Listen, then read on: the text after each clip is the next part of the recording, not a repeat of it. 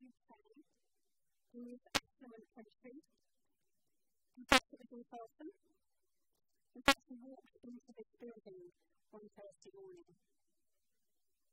This gentleman had just been released from prison, and he was waiting for benefits that would allow him to buy some food and some clothing.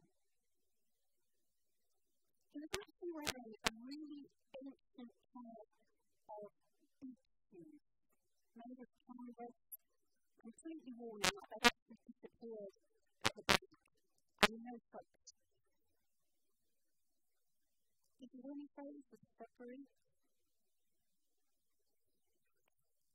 But he came into the storehouse. He said there were people there who could help him.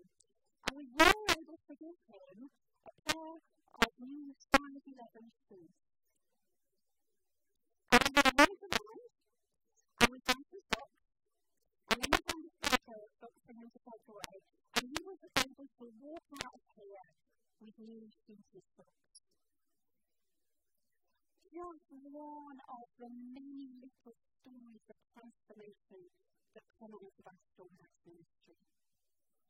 Well, I say little.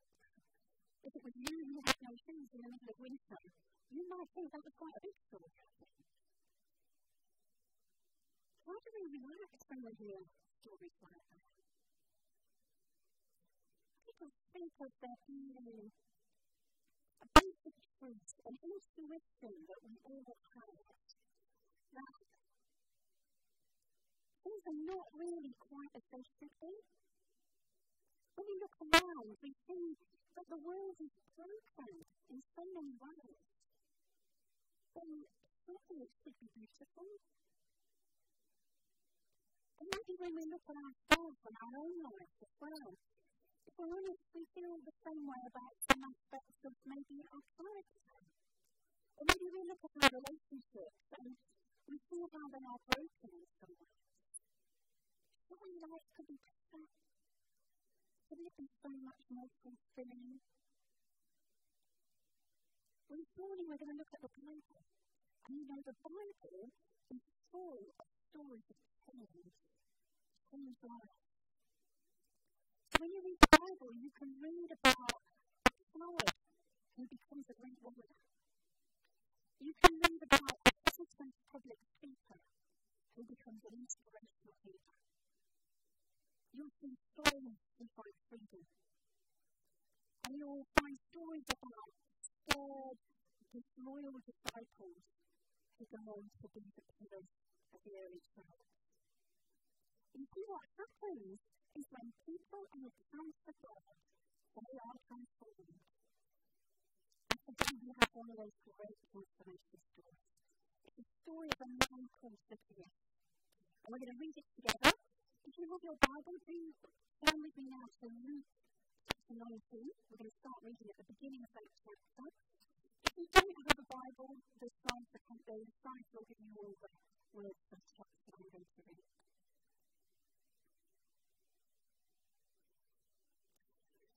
Jesus entered Jericho and was passing through.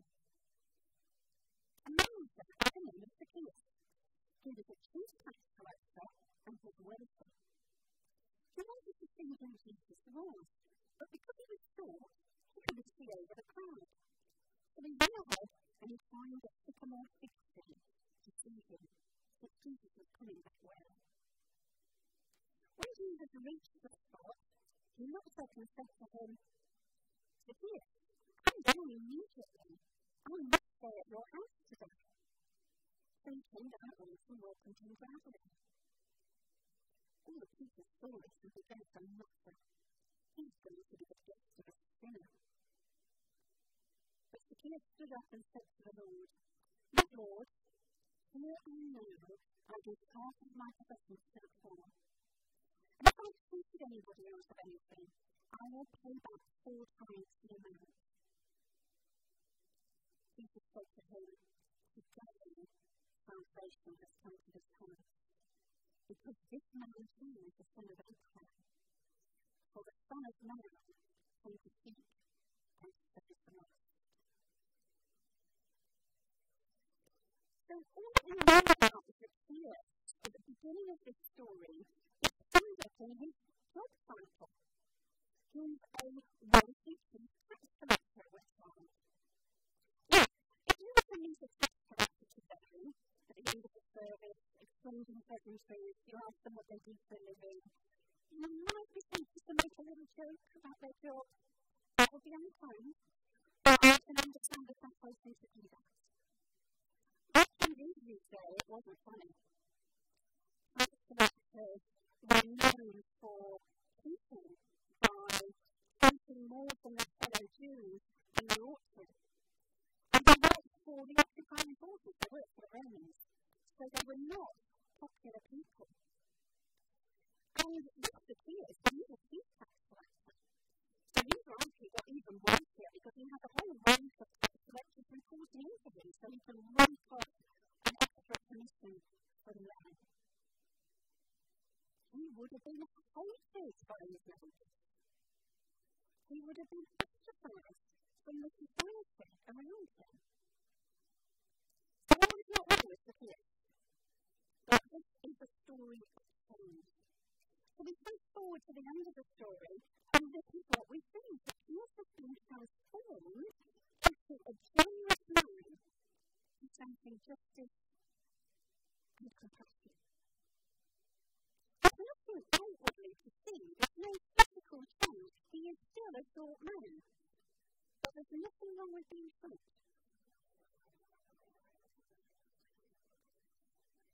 But there's an internal change.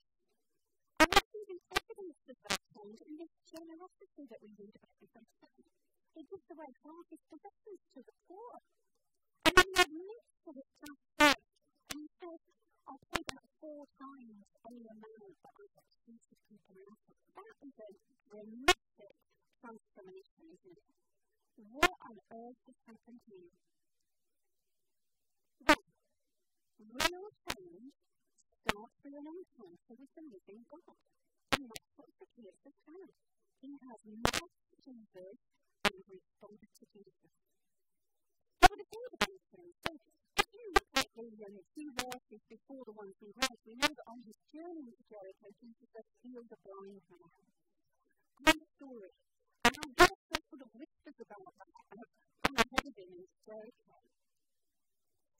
So Zacchaeus might be a bit curious about this. He wants to see who Jesus is. In fact, he's so curious, he runs on ahead, which is a bit undignified really in that society, and he climbs a tree so that he can get a glimpse. I don't know, because it doesn't say in the story, but maybe Zacchaeus has that discernment that I talked about at the beginning, you know. Maybe he knows there's something not quite right about his life. Maybe you relate to that this morning. Maybe there's something that you think is not quite right. You feel there should be so much more to your life. And it's good news. Because while Zacchaeus is clearly looking out for Jesus, it would seem that Jesus is looking out for him. And we have this wonderful comical scene. And we see in verse 5 that as Jesus reaches the tree where Zacchaeus is, he looks up and he talks to him. This is a big picture. Because there must have been a huge crowd. I have this picture in my head of a huge crowd around Jesus, and they're all jostling him, maybe just trying to touch him as he goes by. There would be people pressing into him, crying out, heal me, save me. And in the middle of all this chaos, Jesus knows that there is a man up a tree that he needs to speak to. Isn't that wonderful? We can't hide from God. In fact, at the end of that passage, Jesus refers to the Son of Man. That's the way he talks about himself. And he says he has come to seek and to save the lost. That's what he does. And we have no need to hide at a tree or hide in any other way from Jesus, because nobody is disqualified from meeting him. You know, based on what we know about Zacchaeus, he is a very unlikely character to want to go with. Society accepts Zacchaeus. But Jesus says this. He says, I must stay at your house today. really significant because at that time and in that context, hospitality is very important. So, going to dine with somebody, that very act says a lot. It says Jesus wants to know this man. It says Jesus wants to be with him. You see, there's nothing about me or about you that shocks Jesus. There's nothing that puts him off us. So the Jesus is rested in Jesus and probably much more complex than he thought. And he's showing love, he's showing acceptance, and he responds to that. And his life is turned around. And this is something that is on offer to all of us today. And if that just chimes with you, I'm going to pray for you at the end of the service. So listen out to that because today is a really good day to meet with Jesus. And what Jesus teaches in Zacchaeus is that this amazing change in this man is just the external proof of a big change of heart. And he says this, he says, today salvation has come to this house. So now this new way that Zacchaeus has of dealing with money, this open-handed approach, just shows where his heart is. And do you see the consequences for the wider community as well? Because it's not just this one individual who's being transformed. Because as he repays those who've been cheated, and as he gives generously to the poor, that transformation ripples out into the wider community around him. And this is just a picture of what we want to see here at Riverside Vineyard. We want to be transformed individuals who live with open hands. And we want to better perform a shameless church for our community. And we kicked off our Open Hands series last week, and do download that talk if you missed it. It's a great introduction. And what we're doing in this series is what we do each year at least. We take an opportunity to review our giving, not just of our money, but of our time, our resources. And we also have the opportunity this year to give to a particular cause over and above the regular giving that the church needs for its day-to-day life. So I'm going to take a few minutes now, if I may, just to give you an overview of what we're specifically raising funds for this year. Now, I know you are going to be excited, okay? Thank you. Wellington and I are very excited about that. If we want to replace the windows in the rooms upstairs and downstairs that are mostly used by our youth and by our children, this is what they currently look like. They're old, they're ugly, they are not energy efficient, and they are extremely difficult to open and close, especially if likely you were about the same height as the kids. It's almost impossible. You know, this is one of the few parts of the building where we have not yet been able to upgrade the windows. Maybe you never go to those rooms. Some of us I know have an awful lot of reason really not to go through the double doors by the platform. But let me tell you, the whole of the building is not as sparkly and new as our lovely foyer, and the rooms are perfect, and indeed this auditorium. This is what we want those windows to look like. Our young people are a vital part of this church, aren't they? And we want them to have nicer, more energy efficient surroundings. So that's number one. Secondly, we have an even bigger project. And that is going to transform the remainder of the ground floor of the building and at the back of where you're sitting this morning. That's where our storehouse ministry is. I've already alluded to it at the beginning. And we provide food, clothing, and children's equipment like bags and clocks to families in our community who find themselves in need. And sometimes I'm also shoes to visitors as well. Father's vision to transform the way that storehouse operates. And I want to illustrate that by showing you what happens now when someone comes to storehouse, if I know. Well, we do our level best when somebody comes in needing food for their families. We do our best to give them the sort of things that they want and that they're going to eat. So we ask them, do you need pasta? What kind of cereal do you prefer? I'm going to give you some soup. What flavour would you like? Is it corn? Is it coffee? We ask those sort of questions, but at the end of the day, the way it works is one of our wonderful helpers brings us into our beautifully arranged storeroom, selects things off the shelf, and then brings food for the client. It's usually more than one bag, but this one's heavy enough. And that's great. And we present them, and of course people are grateful. And they are truly grateful for that. But maybe your children only eat home-cooked things. I say that preference myself. Maybe they're going through a thing of not eating curly pasta at the moment. Do you know any children like that? Spaghetti would have been a bit more helpful. Pineapple, that's really nice. But we had pineapple last time. The dishes would have made a change. You know, it's great. It's great what we do, but it could be better. And then if somebody comes in for clothing, what we do is we bring a box like this, or boxes out, depending on the age and the gender of the child. So I think this says 6 to 8 years tops. Now, these are really quality clothing. They have been lovingly sorted, and washed, and beautifully folded in this box.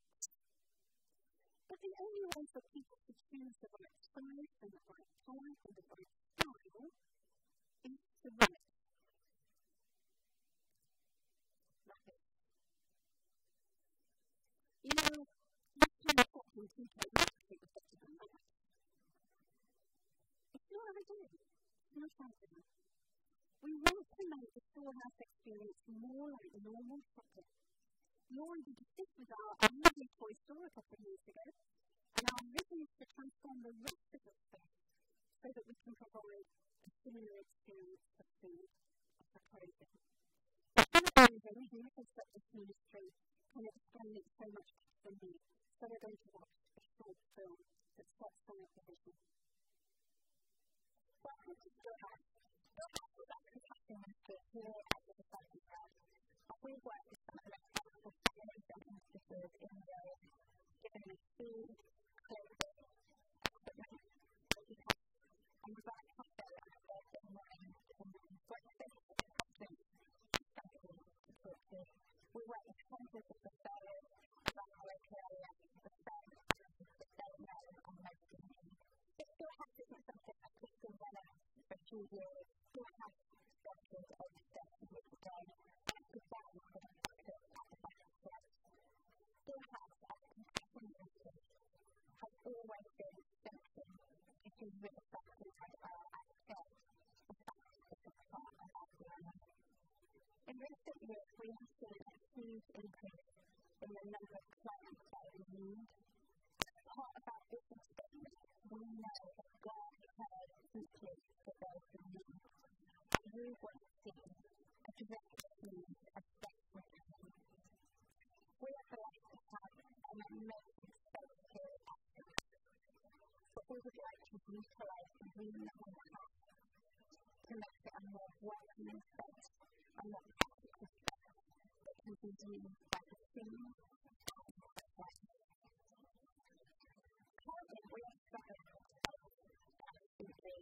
We have a lack of space, and we share that with other users. And we currently have back to care better than what we think they would like.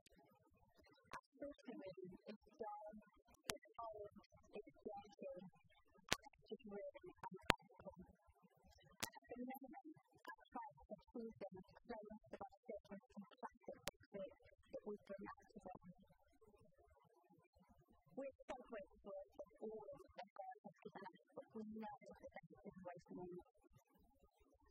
I think we tackled a core area, which was the incredible blessing for our team and Franklin. And we would love to continue that journey. Over the last few years, we have been dreaming about the future of your house and what it is like. And we're really excited about what is coming.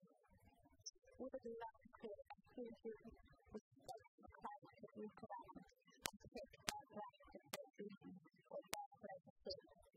We would love to feel an area where we can come and play and sing and disperse in nicely. We would love to have a teaching area that is clean, that is hassle-free, that has volunteers and work and do.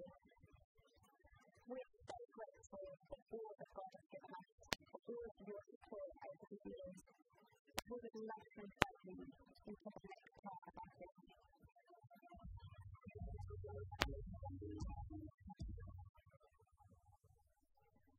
Thank you to the wonderful Elliot who put those great songs together for us. You excited?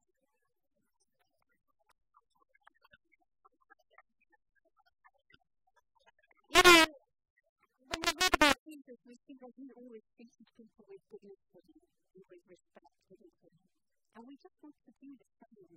It would be so much more dignifying to take a basket around an area like that and seems like in a normal shop, doesn't it? But again, food doesn't sound like it's on the one side of 3 times tables, so maybe look at that and catch up.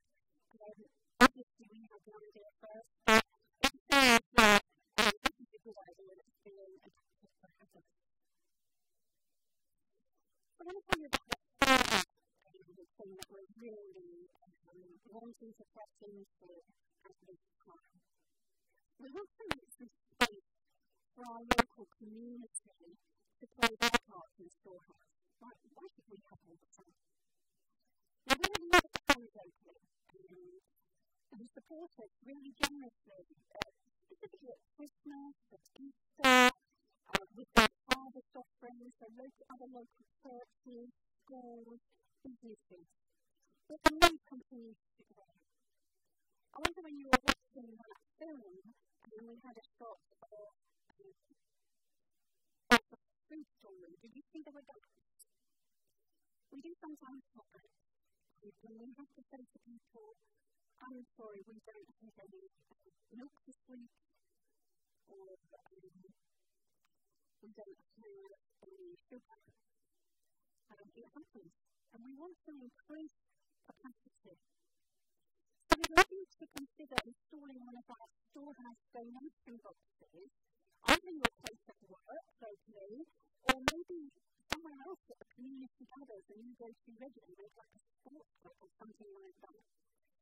This is what it looks like.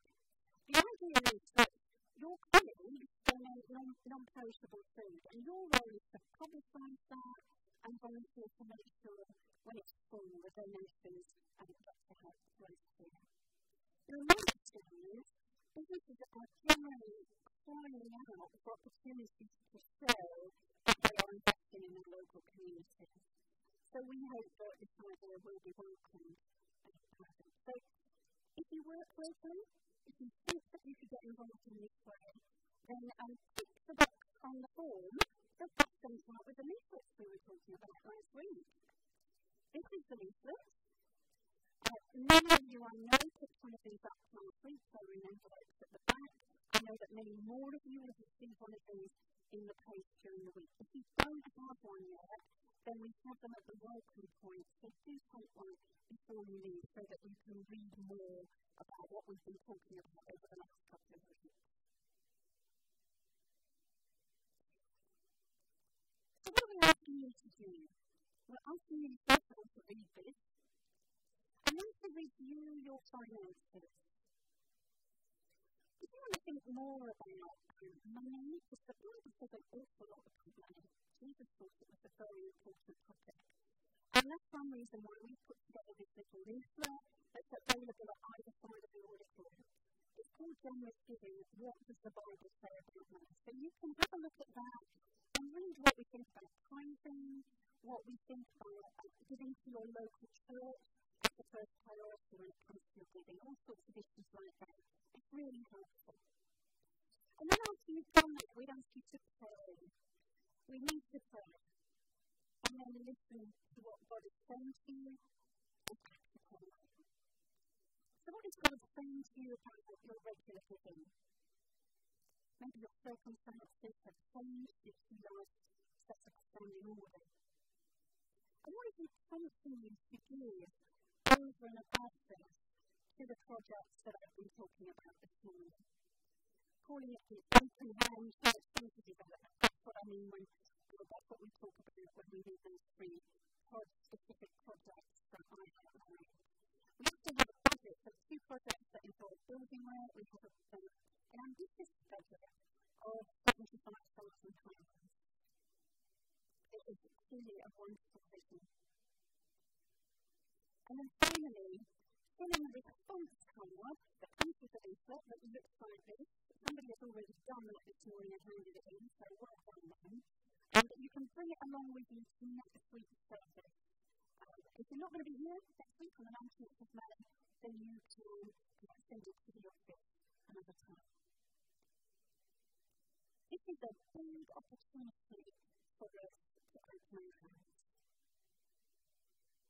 If you were here last week, then Andy read the story of somebody else who met Jesus.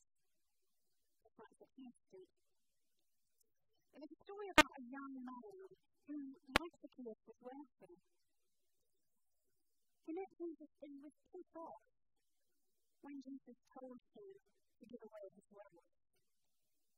And if you remember in that story, it says he went away sad. And we can contrast that with Zacchaeus' response. Because we read this morning that Zacchaeus welcomed Jesus gladly. We have the free choice to walk away or to respond like Zacchaeus. But when we are willing to meet with Jesus, to allow him to transform us into people who live life with open hands, and what happens is we can release more transformation beyond ourselves into the wider community. So we are up for that? Yeah? That's a couple of us, that's nice.